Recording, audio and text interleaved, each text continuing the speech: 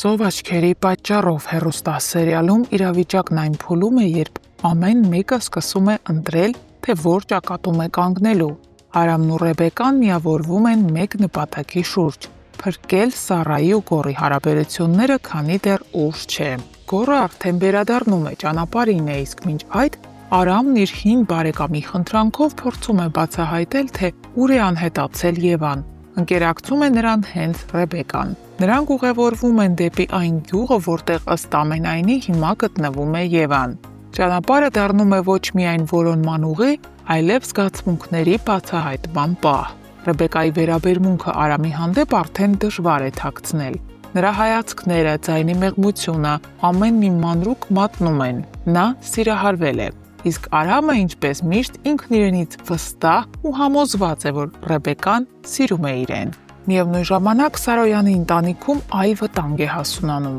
Սարոյանը նախկինում խնդրել էր Սառային աչքի տակ պահել Էլլայի վարքագիծը և նրա ցանկացած տարօրինակություն անմիջապես իրեն հայտնել։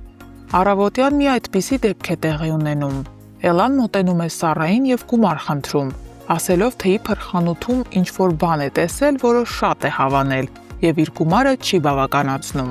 Միևնույն ժամանակ նա խնդրում է, որ այս խոսակցության մասին ոչ ոք չիմանա, հատկապես պապիկը։ Սառան զգուշանում է, պապիկի հորդորը դեռ թարմ է նրա հիշողության մեջ։ Նա կատարում է խոստումը և Սարոյանին պատմում տեղի ունեցածի մասին։ Սարոյանը լսելով այս ամենը անմիջապես զգում է, իրավիճակն ավելի բարդ է, քան թվում էր։ Էլլան իրականում պատրաստվում է այդ գումարը փոխանցել Արմանին և պապիկը շատ լավ գիտի այդ մասին։ Իսկ Արմանը հոր պարտքի ճնշման տակ փորձում է անել ամեն ինչ մարելու նրա պարտքերը։ Այս ընթացքում Էլլան հավաքած մեծ գումարը ծրարի մեջ տանում է Արմանի մոտ։ Արմանը շփոթված հրաժարվում է վերցնել այն։ Նա չի ցանկանում Էլլային ներքաշել այս մութ պատմության մեջ, բայց Էլլան վճռական է։ Նրա ներսում գործում է ոչ թե խիղճը միայն, այլև սերը։ Նա պատրաստ է վտանգել իրեն, միայն թե Արմանը կարողանա դուրս գալ այս ճահճից։ Նա ասում է այլ ելք չկա և գումարը դնում Արմանի ափի մեջ։ Եվ այսպես, մեկի սերը պայքարի է վերածվում, մյուսի սերը զոհաբերության։ Հարգելի հետևորդներ, արդյոք Արամն ու Ռեբեկան կգտնեն Եվային։ Գրեք մեկնաբանություն։ Այսինքն հենց նոր դու Հենց նոր ես քեզ էի փորձում։ Լսի դու քեզ ում տեղն ես դրել։ Ինչ է նշանակում փորձում էի։ Չեմ կարող։ Աղաս մոժը խմի։ Վայ, ճիշտ անում։ Ճիշտ անում։ Վայ, նա։ Գրացի։ Ասենք հիմա ես ինչ ասեմ ես մարդուն։ Թափ տուն ամենը։ Ամենաշատը մեր սերիալի մեջ գիտեք ես ինչն եմ սիրում։ Որ օրինակ, եթե ես նկարահանման պետք է լինեմ ժամը 10-ին, ես տանից դուրս եմ գալիս 9:55 ու չեմ ուշանում։ Որովհետև նկարահանման բոլոր հրապարակները, գրեթե բոլոր, բացի Վահեի տան location-ից, բոլորը գտնվում են մեր տանը շատ մոտ։ Ու 5 րոպեում ես կարող եմ հասնել յուրաքանչյուր location։ Я выиграла эту жизнь. Շնորհակալություն այսքանը։ Давай։ Ես լավ գործընկերուհի ունեմ, չեք կարա պատկերացնի։ Կարանք մի անգամ մենք էլ քո ստորի մեջ հայտնվենք։ Իհարկե Արսեն ջան։ Բարև բոլորին, բարև։ Դուք հասկանում եք ձեզ հենց նորով բարևեց։ Նոնաս update եղավ շատ արագ։ Տեքստը դարձավ փոփակ։ Այս մեկի մեջ էլ կարանք հայտնվենք։ Այս մեկի մեջ էլ Շազում անոն քեզ, բայց դրա սորիսպանվիլի։ Այս հարցը շատ եք գրել, պատասխանեմ։ Ոչ, ես ապրում եմ Երևանում սեպտեմբեր ամսից սկսած, ու ինչ է ստացվել, որ փաստորեն միաժամանակ աշխատում եմ երկու քաղաքում՝ եւ Վանաձորում եւ Երևանում։ Ես, քանի որ թատրոնից դուրս չեմ եկել, աշխատանքից դուրս չեմ եկել, ամսվա մեջ մի քանի անգամ գնում եմ Վանաձոր,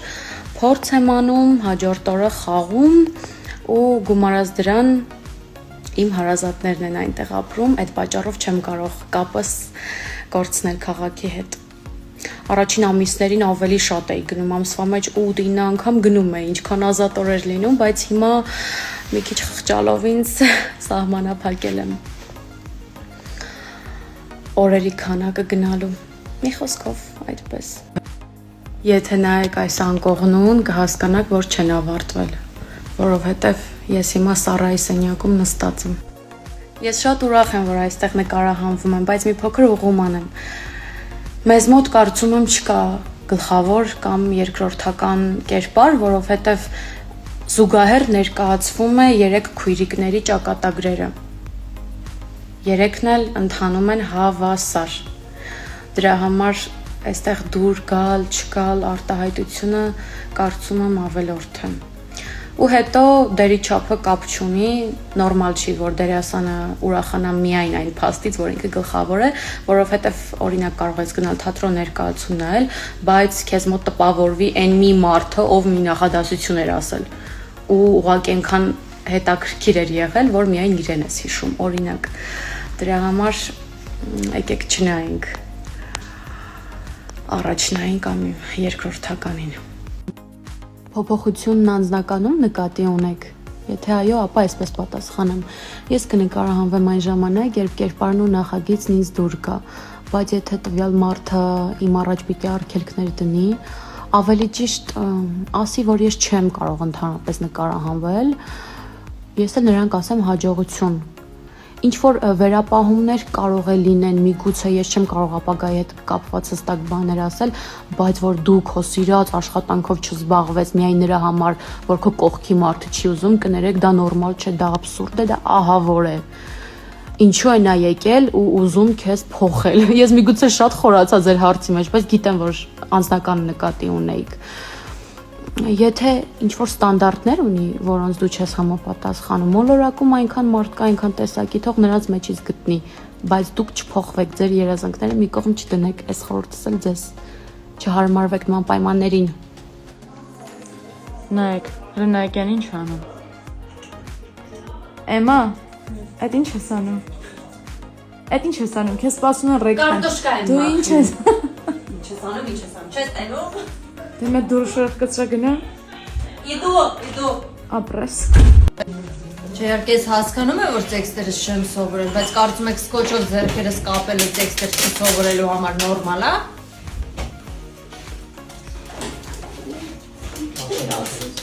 Սա ինչ։ Վերջերս մի քանի անգամ հարցրել են այս մատանին ինչ է նշանակում։ Դե սերիալը դիտողները գիտեն, որ Գորնես